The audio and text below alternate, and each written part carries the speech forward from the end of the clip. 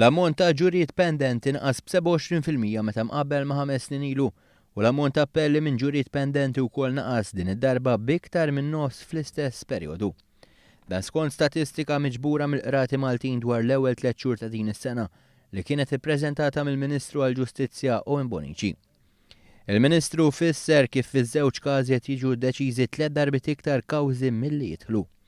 Dan kontrarju għal dak li kien jiġri sa' 5 snin ilu fejn il-clearance rate tal-Qorti tal-Appell Kriminali Superjuri kienet biss ta' 25% li tfisser li kienet tiġi deċiża kawża waħda l-kull 4 kawżi li jidħlu.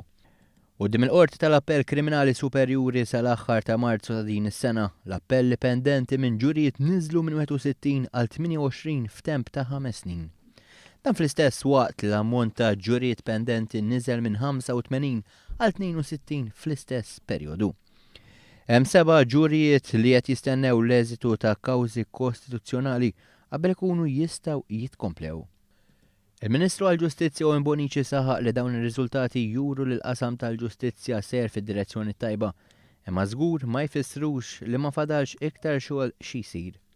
Żied jgħid li matul din il-leġislatura saru sensiela sħiħa ta' riformi fil-proċedura penali sabiex il-ġustizzja tiġi amministrata b'iktar effiċjenza u l-Gvern impenjat li jibqa' isir l-istess.